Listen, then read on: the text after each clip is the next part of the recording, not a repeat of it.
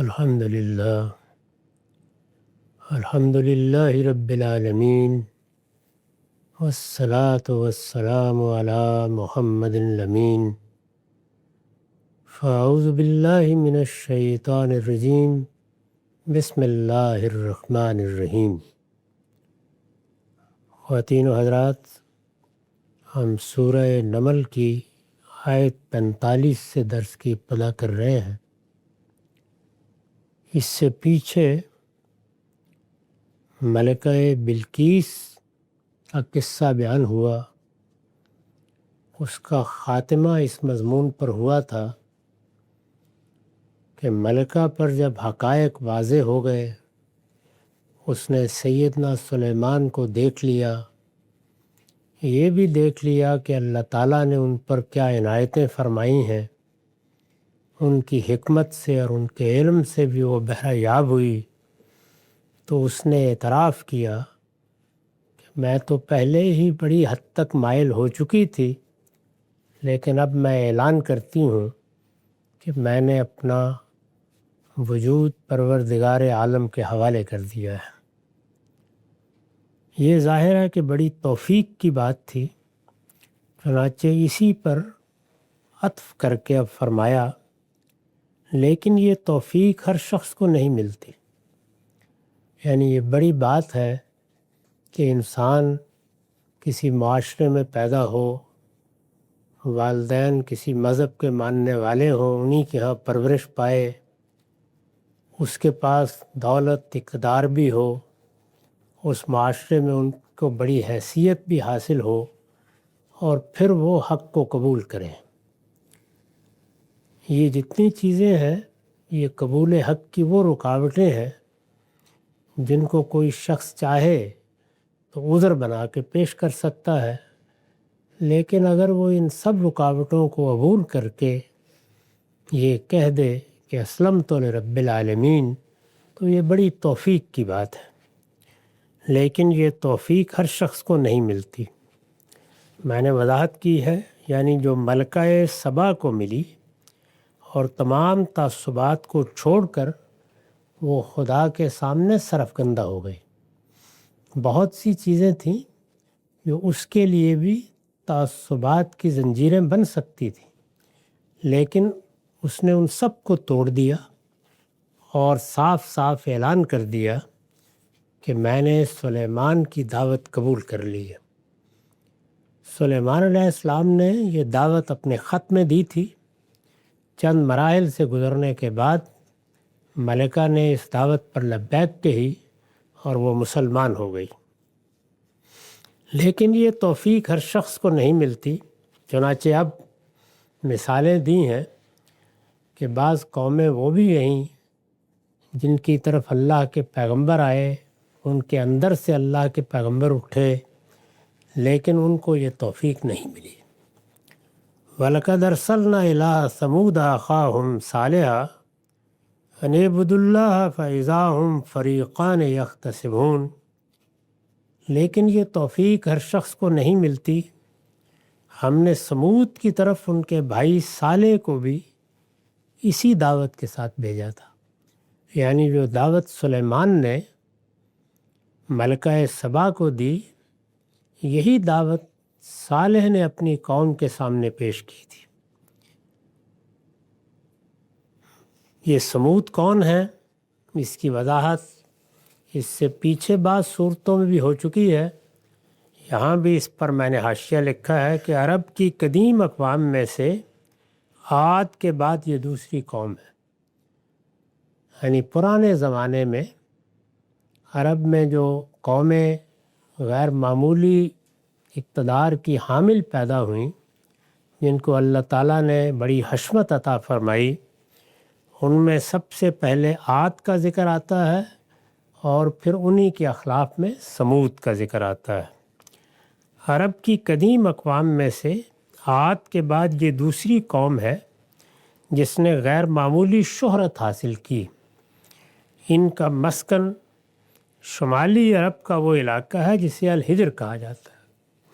یہ اس علاقے میں آباد تھے، یعنی عرب کے شمال میں۔ جنوب میں یمن ہے، یہ شمال میں آباد تھے۔ پیچھے جنوب کی ایک قوم کا ذکر ہوا جس کی ملکہ کو اللہ تعالیٰ نے ایمان لانے کی توفیق دی۔ اس میں کیا چیز کار فرما ہوتی ہے، انسان کو اپنے کن تعصبات پر قابو پانا پڑتا ہے، کیا چیزیں ہیں جو عقلی فیصلے کے راستے میں رکاوٹ بنتی ہیں، وہ سب بیان ہو چکی۔ ان کو یہ توفیق نہیں ملی، چنانچہ اب یہ بتایا کہ انسان اگر اپنے آپ کو صحیح جگہ پر نہ رکھے تو وہ اپنے تعصبات کا اسیر رہ کر ہی دنیا سے چلا جاتا ہے۔ اس کے سامنے سلیمان جیسی دعوت بھی آئے تو وہ آسانی سے اس کی آنکھیں نہیں کھولتی۔ سلیمان علیہ السلام کی دعوت کی یہ حیثیت کیوں ہے؟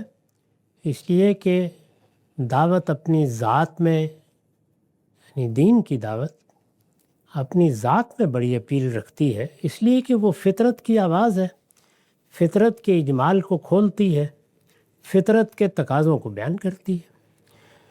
لیکن انسان ہر وقت یہ آواز نہیں سنتا، چنانچہ دنیا میں جو دوسری چیزیں کسی دعوت کی تائید میں پیدا ہو جایا کرتی ہیں، جیسے کسی قوم کے پاس بڑی دولت آ گئی ہے، وہ مسلمان قوم ہے، اس کو بڑا غیر معمولی اقتدار حاصل ہو گیا ہے، اس نے بڑی غیر معمولی ایجادات کر لی ہیں، اس کو علم میں بڑی ترقی حاصل ہوئی ہے، تو یہ چیزیں جب ساتھ مل جاتی ہیں تو بڑی حد تک تعصبات کو توڑ دینے کا ذریعہ بنتی ہیں۔ سلیمان علیہ السلام کے ساتھ یہ سب چیزیں شامل ہو گئی تھیں، جیسے کہ پیچھے بڑی تفصیل کے ساتھ قرآن نے بیان کیا ہے کہ دنیا میں جو دولت، حشمت، قوت، اقتدار کسی کو حاصل ہوتا ہے وہ اپنے زمانے کے لحاظ سے آخری درجے میں ان کو حاصل ہوا، بلکہ اس سے بڑھ کر اللہ تعالیٰ کی معیت کا ان کے ساتھ ظہور ہوا۔ ہر پیغمبر کے ساتھ اللہ تعالیٰ کی معیت کا لازماً ظہور ہوتا ہے، اس کی مختلف صورتیں ہیں، ان کے ساتھ اس ظہور کو قرآن نے بیان کیا ہے کہ ہم نے ان کے وجود کو معجزہ بنا دیا تھا۔ وہ پرندوں سے باتیں کرتے تھے، وہ چیونٹیوں کی باتیں سن لیتے تھے، وہ اس پر اپنے رد عمل کا اظہار کرتے تھے، ان کے لشکروں میں جنات بھی تھے اور پرندے بھی تھے۔ ایک پرندے کو بھیج کر انہوں نے اپنی دعوت 1500 کم و بیش میل کے فاصلے تک پہنچا دی۔ اس کے ساتھ ان کے دربار میں ایسے ایسے اہل علم تھے کہ ایک نفسی علم کے ماہر نے ملکہ بلقیس کا تخت چشم بدن میں لا کے ان کے سامنے پیش کر دیا۔ تو اس قوت اور اس شوکت اور اس حشمت کے ساتھ انہوں نے اسلام کی دعوت پیش کی اور نتیجہ یہ نکلا کہ ملکہ نے اس کو قبول کر لیا۔ پھر یہ کہ جس نے قبول کیا، دنیا کی یہ ساری چیزیں اس کو بھی حاصل تھیں، یعنی ایسا نہیں ہے کہ وہ ان چیزوں سے مروب یا متاثر ہو کر ہی محض ایمان لائی، بلکہ جیسے کہ اس نے خود بیان کیا ہے کہ میں تو اس سے پہلے سن کر ہی بڑی حد تک قائل ہو چکی تھی، لیکن اب جب دیکھ لیا تو بات ہر لحاظ سے واضح ہو گئی۔ تاہم بہت سی قومیں، جس طرح کہ میں نے عرض کیا، یہ سب کچھ دیکھنے کے بعد، یعنی پیغمبروں کے ساتھ خدا کی معیت کے ظہور کو دیکھنے کے بعد بھی اپنے موقف پر قائم رہیں۔ انہوں نے اس دعوت کو قبول نہیں کیا، جو زندگی انہوں نے اختیار کر رکھی تھی اسی پر اصرار کرتی رہیں۔ تو یہ سمود کی قوم کا یہی معاملہ ہوا۔ ہم نے سمود کی طرف ان کے بھائی صالح کو بھی اسی دعوت کے ساتھ بھیجا تھا۔ کس دعوت کے ساتھ؟ وہ آگے بیان ہوئی ہے، ان اعبدوا اللہ، کہ اللہ کی بندگی کرو۔ اس سے پیچھے بیان ہو گیا ہے کہ تمام پیغمبروں کی دعوت یہی ہے، یعنی اللہ کی بندگی کرو، اس لیے کہ اس بندگی کے نتیجے میں تمہارے لیے جنت اور جہنم کا فیصلہ ہونا ہے۔ یعنی اگر بات پوری بیان کر دی جائے تو وہ یہ ہے، پیغمبر اللہ کی بندگی کی دعوت دیتے ہیں اور آخرت کی منادی کرتے ہیں۔ آخرت کی منادی کے لحاظ سے وہ اپنے آپ کو نذیر کہتے ہیں، اور یہ ہدایت ہے جو لوگوں تک پہنچاتے ہیں اور یہ بتاتے ہیں کہ اگر تم اللہ پروردگار عالم کی بادشاہی میں ہمیشہ کے لیے داخل ہونا چاہتے ہو، وہ بادشاہی جو موت کے بعد اللہ تعالیٰ کی طرف سے سامنے آ جائے گی، تو اللہ کے بندے بن کر رہو، اللہ کی بندگی کرو، یعنی اپنی اس حیثیت کو تسلیم کر کے جینا سیکھو کہ تم اللہ کے بندے ہو، اور جب اللہ کے بندے ہو تو دنیا میں بھی بہت سے معاملات میں کسی کی بات مانتے ہو، کسی کے زیر دست ہو کر رہتے ہو، کسی سے تمہارا رزق وابستہ ہو جاتا ہے، کسی کی چاکری کرتے ہو، یہ سب چیزیں دنیاوی ضرورتوں تک محدود رہیں کوئی معنی نہیں، لیکن تم بندے اللہ کے ہو، اس حقیقت کا اعتراف کر کے جیو۔ تو یہ دعوت پیش کی انہوں نے کہ اللہ کی بندگی کرو۔ اس کا جو نتیجہ نکلا وہ کیا نکلا؟ فَإِذَا هُمْ فَرِيقَانِ يَخْتَصِمُونَ۔ کچھ لوگوں نے ان کی بات مان لی لیکن زیادہ تر نے انکار کر دیا۔ چنانچہ ہوا یہ کہ وہ دو فریق بن کر آپس میں جھگڑنے لگے، یعنی اب گویا کشمکش برپا ہو گئی۔ یہ دعوت کو پیش کر رہے ہیں، یہ اس کی منادی کر رہے ہیں، وہ جواب میں انکار پر اصرار کر رہے ہیں، اور پھر یہ انکار پر اصرار بتدریج ظلم میں، ستم میں، بغی میں، سرکشی میں تبدیل ہوتا چلا جاتا ہے۔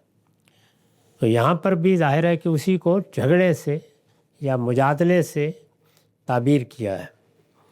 قال یا قوم لما تستعجلون بالسیئۃ قبل الحسنہ۔ صالح نے کہا میری قوم کے لوگوں، تم بھلائی سے پہلے برائی کے لیے کیوں جلدی مچاتے ہو؟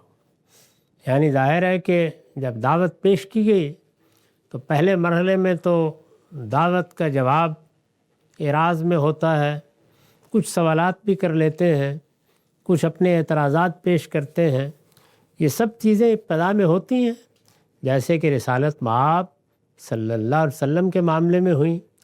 لیکن جب پیغمبر اس کے ساتھ انذار کو شامل کر دیتے ہیں، یعنی خبردار کرنا شروع کر دیتے ہیں کہ ہماری یہ دعوت کسی فلسفی کی دعوت نہیں ہے کہ وہ پیش کرے گا چلا جائے گا، اس کا نتیجہ نکلنا ہے، دنیا میں بھی نکلنا ہے اور مرنے کے بعد بھی نکلنا ہے، یہ انذار ہے، خبردار کر دیتے ہیں۔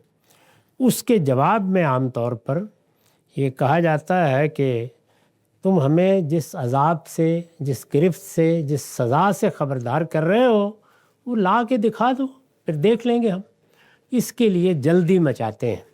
تو ہر جگہ کم و بیش یہی مضمون ہے۔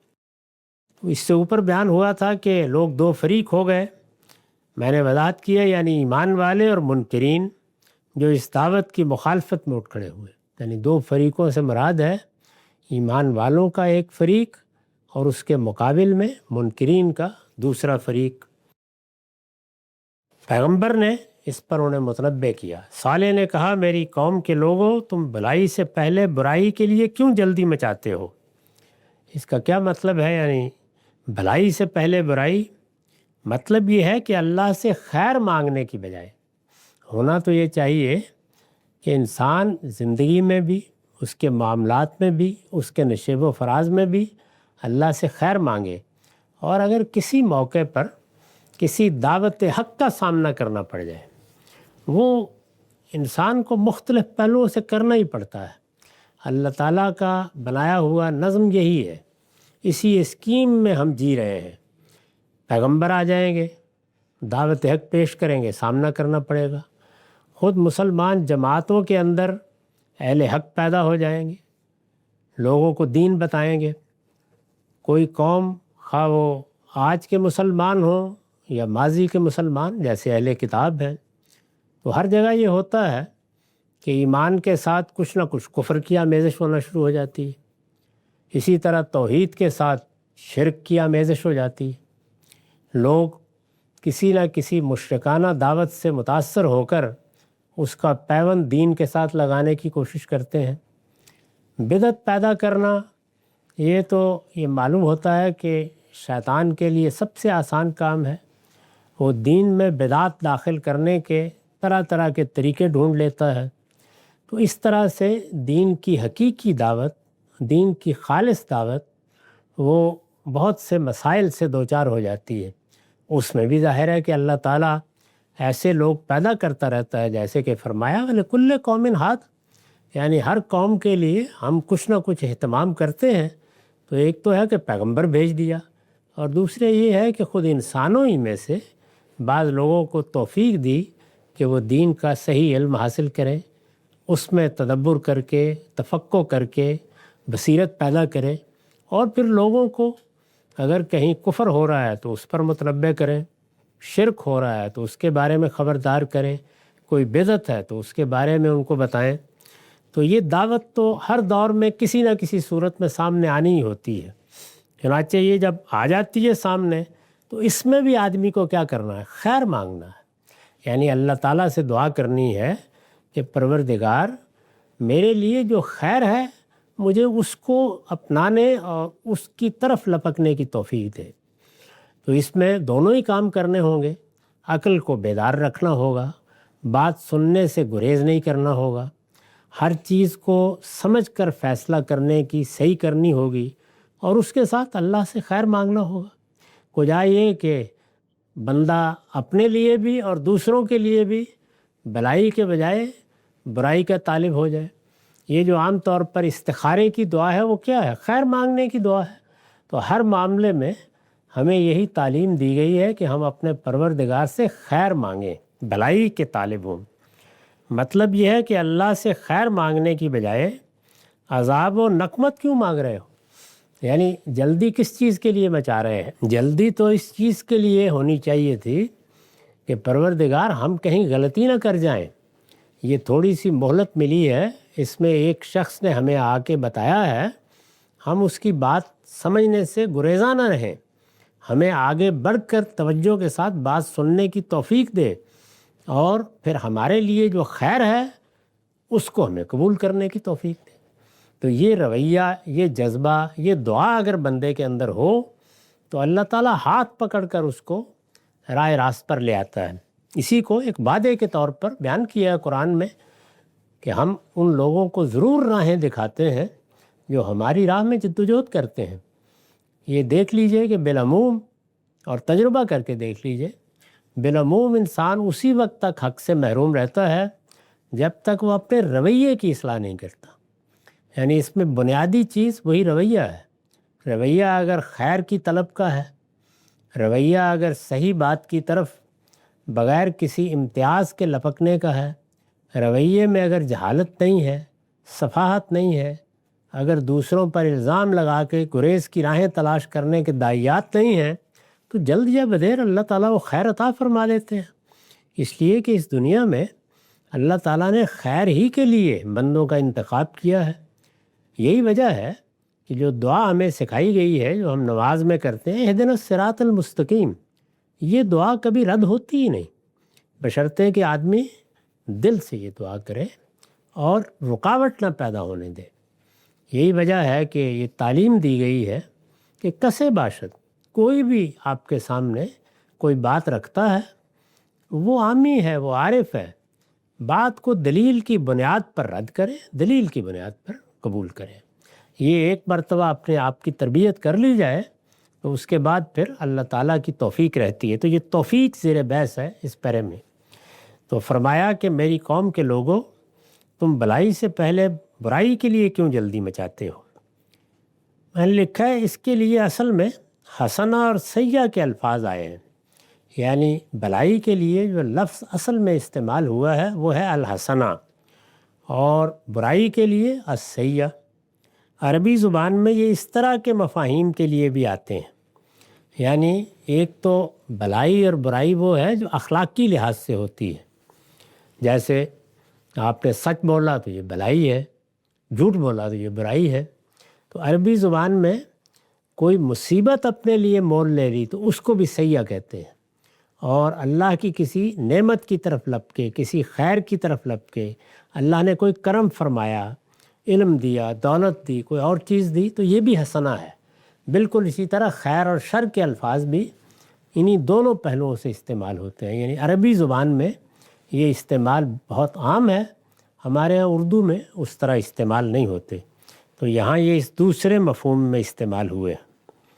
میری قوم کے لوگوں، تم بھلائی سے پہلے برائی کے لیے کیوں جلدی مچاتے ہو؟ یعنی تمہاری طرف بھلائی تو آ گئی ہے، صالح کو تمہارے اندر سے اٹھا کے مبعوث کر دیا گیا ہے، اس وجہ سے ہدایت کی دعوت تم تک پہنچی ہے، یہ بھلائی ہے، اس کے نتیجے میں تمہیں دنیا کی نعمتیں بھی ملنی ہیں، اور آخرت میں تو اللہ تعالیٰ نے اسی دعوت کے ساتھ سارے نتائج کو وابستہ کر دیا ہے۔ تو یہ بھلائی ہے جس کی طرف تمہیں دعوت دی جا رہی ہے، تم اس کو چھوڑ کر یہ کہہ رہے ہو کہ جو عذاب آنا ہے وہ آ جائے، تو یہ برائی ہے۔ تو یہاں پہ الفاظ اس مفہوم میں آئے ہیں، لولا تستغفرون اللہ لعلکم ترحمون، تم اللہ سے معافی کیوں نہیں مانگتے کہ تم پر رحم کیا جائے۔ یہ صحیح رویہ، یعنی انسان کو جیسے ہی کوئی دعوت میسر ہو، جیسے ہی اس کے سامنے کوئی تنبیہ کرنے والا آئے، جیسے ہی قرآن مجید کا انذار اس کو پہنچے، اور اب ہمیں پابند کر دیا گیا ہے کہ ہم قیامت تک اپنی دعوت قرآن کے ذریعے سے پیش کریں گے، تاکہ اس دعوت میں کوئی ملاوٹ نہ ہونے پائے۔ میں بارہا توجہ دلا چکا ہوں کہ ہمارے پاس یہ اللہ کی کتاب تینوں پہلوؤں سے جامع کتاب ہے، یعنی یہ ہدایت کو بھی پوری طرح بیان کرتی ہے، ہدایت کا کوئی پہلو اس سے باہر نہیں ہے۔ ہدایت کے بارے میں ہر چیز اس کتاب نے واضح کی ہے، چنانچہ اپنے بارے میں خود بتاتی ہے کہ تفصیلا لکل شیء، ہر چیز نے واضح کر دی ہے۔ یہاں یہ خیال نہ ہو کہ ہم پیغمبر کی جس سنت پر عمل پیرا ہوتے ہیں اس کی تفصیلات نہیں ہیں، اس کی وجہ بیان کی ہے قرآن نے، یعنی یہ بتا دیا تھا کہ سنت کی یہ ساری روایت دین ابراہیمی کی صورت میں پہلے سے موجود تھی، چنانچہ قرآن نے حوالہ دیا ہے کہ ہم نے تو پہلے دن ہی پیغمبر کو وحی کے ذریعے سے بتا دیا تھا کہ یعنی تبع ملت ابراہیم حنیفہ، کہ جو دین کی دعوت اور دین کے جو احکام پہلے سے معروف ہے ان پر عمل پیرا ہو جائے۔ تو اس وجہ سے وہ بھی قرآن مجید ہی کا نتیجے کے طور پر امتثال امر ہے۔ تو دعوت کے لحاظ سے بھی اس سے کہیں باہر جانے کی ضرورت پیش نہیں آتی۔ اس کے بعد دوسری چیز یہ ہے کہ اس کتاب کو جو کچھ کہنا ہے اس کے لیے استدلال کرنا ہو، کیونکہ انسان کو تو عقلی بنیاد پر ہی دعوت دی جا سکتی ہے، وہ اسی لیے مخاطب ہے، تو یہ اپنا استدلال بھی ساتھ لے کے آئی ہے، یعنی اس کو کسی معاملے میں باہر سے کسی علم کلام کی ضرورت ہی نہیں ہے، یعنی پروردگار کی دعوت پیش کرتی ہے تو پروردگار کو کیوں مانے اس کا استدلال بھی بیان کرتی ہے، آخرت کی دعوت پیش کرتی ہے تو اس کے شواہد بھی پیش کرتی ہے، تو اپنا استدلال بھی ساتھ لے کے آئی ہے۔ اور اس کے ساتھ یہ دعوت کی کتاب بھی ہے، یعنی اسلوب ایسا اختیار کیا گیا ہے کہ جو محض بیان حقائق کا اسلوب نہیں ہے جیسے مثلا تورات میں ہے، بلکہ دین کی دعوت، دین کی حکمت، دین میں جو شریعت اور احکام ہیں ان سب کو ہدایت کے طور پر بیان کرتی ہے، اور اسلوب انذار کا ہے، یعنی لوگوں کو خبردار کرنے، جھنجھوڑنے کا۔ کسی ایک سورہ کو بھی آپ اٹھا کے پڑھ لیجئے یا سن لیجئے، وہ پوری دعوت بیان کرتی ہے، یعنی اس میں دین کا کانٹینٹ تو ہو سکتا ہے کہ صرف توحید ہو سکتا ہے صرف آخرت بیان ہوئی ہو، لیکن دعوت کے لحاظ سے اس میں کوئی کمی نہیں ہوتی، وہ خبردار کر دیتی ہے پوری طرح۔ تو اس لحاظ سے یہ ایک جامع کتاب ہے، اور اللہ کی بہت بڑی عنایت ہے کہ اس کتاب کی یہی حیثیت ہے جس کی وجہ سے نبوت ختم کر دی گئی ہے، یعنی اب کوئی ضرورت نہیں ہے اسی کتاب کو دعوت کا ذریعہ بنانا ہے، چنانچہ حکم دیا گیا ہے کہ ذکر بالقرآن من یخاف وعید، اس قرآن کے ذریعے سے تذکیر ہوگی۔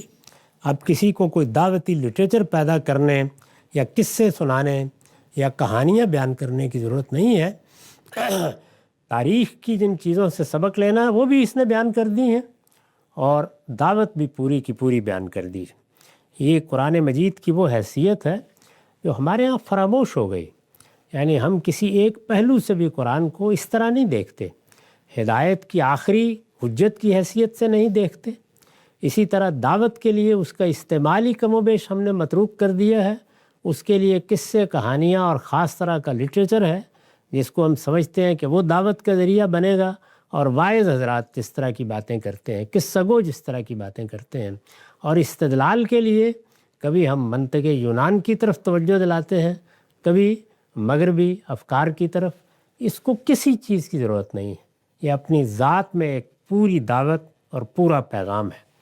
تو ظاہر ہے کہ یہ جب دعوت دیتی ہے تو ہر پہلو کا احاطہ کر کے دیتی ہے۔ فرمایا تم اللہ سے معافی کیوں نہیں مانگتے کہ تم پر رحم کیا جائے، یعنی اگر تمہارے اندر تعصب نہ ہوتا تو اس موقع پر تمہیں سب سے زیادہ توجہ اس جانب ہونی تھی کہ ہمیں آج کوئی تنبیہ کرنے والا آیا ہے تو ہم ذرا اپنے گناہوں پر بھی ایک نگاہ ڈال لیں، کیا کرتوت کرتے رہے ہم، اس سے پہلے ہمارے کیا رویے رہے ہیں۔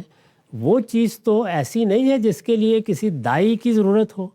جس وقت توجہ ہوتی ہے تو انسان کے سامنے اپنی زندگی کھلی کتاب کی طرح آ جاتی ہے۔ کیا اس کو یہ معلوم نہیں ہوتا کہ اس نے لوگوں کے ساتھ کہاں زیادتی کی ہے، لوگوں کا کہاں حق مارا ہے، کہاں اپنی طرف سے کسی کی جان مال آبرو کے خلاف کوئی اقدام کیا ہے، کہاں وہ فواحش میں مبتلا ہوا ہے۔ تو انسان کے سامنے یہ تینوں چیزیں بالکل اسی طرح آ جاتی ہیں جس طرح قیامت میں نامہ اعمال آئے گا۔ یعنی انسان اپنا نامہ اعمال اس دنیا میں ہر وقت پڑھ سکتا ہے۔ تو اس میں ہونا یہ چاہیے کہ جب کوئی حق کی دعوت آئے، جب اللہ کی کتاب کی دعوت آئے تو انسان معافی کی طرف متوجہ ہو۔ یہ معافی مانگنا کیا چیز ہے؟ یعنی یہ ہے کہ اس کے نتیجے میں انسان کو یہ خیال ہوتا ہے کہ مجھے آگے اچھائی کو اختیار کرنا ہے، اور جب وہ معافی مانگتا ہے تو پھر اللہ تعالیٰ اس کو آگے بڑھ کر ہدایت کی طرف لپکنے کی توفیق بھی دیتی ہے۔ تو اس پیرے میں یہ بتایا ہے کہ جو توفیق ملکہ سبا کو ملی وہ توفیق ایسے ہی نہیں ملتی، اور اگر وہ توفیق اس کو ملی تو یہ اللہ تعالیٰ نے کوئی تاج اس کے سر پر اس طرح نہیں رکھ دیا کہ وہ تو مستحق نہیں تھی، اس کے ہاں وہ چیز موجود تھی جس نے آگے بڑھ کر اس کو یہ توفیق بخشی۔ اور پھر فوراً بعد مثال دے کے بتایا ہے کہ جن لوگوں نے یہ رویہ اختیار نہیں کیا ان کے اندر سے پیغمبر پیدا ہوا۔ یعنی یہاں تو پیغمبر 1500 میل کے فاصلے پہ موجود ہے، ان کے اندر سے پیغمبر پیدا ہوا اور وہ اس کی بات سننے ماننے کے لیے تیار نہیں ہوئے۔ اس نے ان کو یہی کہا تھا کہ اللہ کی بندگی کرو، یعنی بندگی کی دعوت دی تھی، اور اپنے گناہوں سے معافی مانگنے کی دعوت دی تھی، اور یہ کہا تھا کہ اگر تم اللہ کی بندگی اختیار کرتے ہو اور گناہوں سے معافی مانگتے ہو تو تم پر رحم کیا جائے گا۔ یہ رحمت ہے جو ہمیں دنیا میں بھی اللہ تعالیٰ سے مانگنی ہے، اور قیامت میں بھی یہی رحمت ہوگی۔ کوئی بندہ بھی یہ اعتماد نہ کرے کہ وہ اپنے اعمال کی بنیاد پر، اعمال میں بڑی غلطیاں بڑی کوتاہیاں ہوتی ہیں، جو رویہ ہم سے مطلوب ہے وہ یہ ہے کہ اپنے رب کی طرف لوٹتے رہیں، معافی مانگتے رہیں اور اس کی رحمت کے طالب بن کر جئیں۔ تو یہ دعوت انہوں نے دی۔ جواب کیا ملا؟ قالوا اطیرنا بک وبمن معک، انہوں نے جواب دیا کہ ہم نے تو تم سے اور تمہارے ساتھیوں سے نحوست ہی پائی ہے۔ یعنی رحمت پانے کی دعوت دی گئی، معافی مانگنے کی طرف توجہ دلائی گئی، اللہ کی بندگی کے لیے کہا گیا۔ یہ قرآن بالکل مقابل میں رکھ کے بتاتا ہے کہ اس میں دیکھ لیجئے کہ کوئی ہے ایسی بات جس کا جواب یہ ملے، لیکن کیا جواب دیا کہ تم جب سے آئے ہو بس کوئی نہ کوئی نحوست ہی ہے جو برستی رہتی ہے۔ میں نے اس کی وضاحت کی ہے، یہ ان آزمائشوں کی طرف اشارہ ہے جو سنت الہی کے مطابق رسولوں کی بعثت کے زمانے میں خاص طور پر اس لیے ظاہر ہوتی ہیں کہ ان کی قوم کے اندر انابت و خشیت پیدا ہو۔ یعنی جب قوم دعوت کی طرف توجہ نہیں کرتی، گریز کے راستے اختیار کرتی ہے، تو اللہ تعالیٰ کی معیت کا پیغمبر کے ساتھ کئی پہلوؤں سے ظہور ہوتا ہے۔ اس میں کچھ آفات بھی آتی ہیں، آزمائشیں بھی آتی ہیں، بجائے اس کے کہ وہ آزمائشیں ان کا دل نرم کرنے کا باعث بنتی، انہیں توجہ دلاتی کہ کس ہستی کے ساتھ معاملہ ہے۔ ان لوگوں کے ہاں یہ اسلوب سامنے آ گیا کہ یہ تو نحوست ہے، تمہاری وجہ سے آ گئی، اور وہ ان کی دعوت کی طرف متوجہ ہو جائیں۔ لیکن ان سے فائدہ اٹھانے کی بجائے لوگوں نے بالعموم انہیں رسول اور اس کے ساتھیوں کی نحوست قرار دیا، جو ان کی طرف سے ان کے معبودوں کی مخالفت کے باعث پوری قوم پر آ پڑی ہے۔ یعنی وہ سمجھتے ہیں کہ اس نے آ کے چونکہ ہمارے معبودوں پر تنقید شروع کر دی، اس نے ہمیں بتانا شروع کر دیا کہ یہ بدعت ہے، یہ کفر ہے، یہ شرک ہے، تو اس کا نتیجہ یہ نکلا ہے کہ ہم پر بھی نحوست آ پڑی ہے۔ تو اس کے جواب میں صالح نے کہا قال طائرکم عند اللہ بل انتم قوم تفتنون، اس سے ہمارا کیا تعلق، تمہاری نحوست سب خدا کے پاس ہے، بلکہ حقیقت یہ ہے کہ تم لوگ آزمائے جا رہے ہو۔ میں نے انہوں نے بتایا کہ جس کو نحوست سمجھ رہے ہو وہ تو امتحان ہے، اور وہ خدا کی طرف سے تمہارے لیے برپا کر دیا ہے۔ میں نے وضاحت کی ہے، یعنی جو کچھ ہو رہا ہے خدا کی تدبیر و تقدیر اور حکمت و مشیت پر مبنی ہے، یعنی جو چیزیں ہو رہی ہیں وہی فیصلہ کرتا ہے کہ کس کو کن آزمائشوں میں مبتلا کرنا ہے اور اس سے کیا نتیجہ نکالنا ہے۔ چنانچہ ان کے ذریعے سے وہ تمہیں بھی دیکھ رہا ہے کہ تمہارے اندر کچھ جان باقی ہے یا بالکل ہی مردہ ہو چکے ہو۔ یہ ہماری نحوست کے سبب سے نہیں ہے، یعنی یہ اس مقصد کے لیے امتحان ہوتا ہے تاکہ پرکھ کر دیکھ لیا جائے کہ کیا اس کھوٹ کے اندر کہیں کوئی سونا ہے یا اس لسی میں کہیں کوئی مکھن باقی ہے، تو بلویا جاتا ہے تمہیں۔ تو یہ آزمائش کے لیے فتنہ کا لفظ جو قرآن میں آتا ہے یا ابتلا کا لفظ آتا ہے، اس کے معنی یہ ہے۔ تو یہ مقصد ہے، تو انہوں نے اصل مقصد کی طرف توجہ دلا کے اس دعوت کو ایک مرتبہ پھر پیش کر دیا کہ خیر اور بھلائی مانگنے والے بنو۔ اقول قولی ھذا واستغفر اللہ لی ولکم ولسائر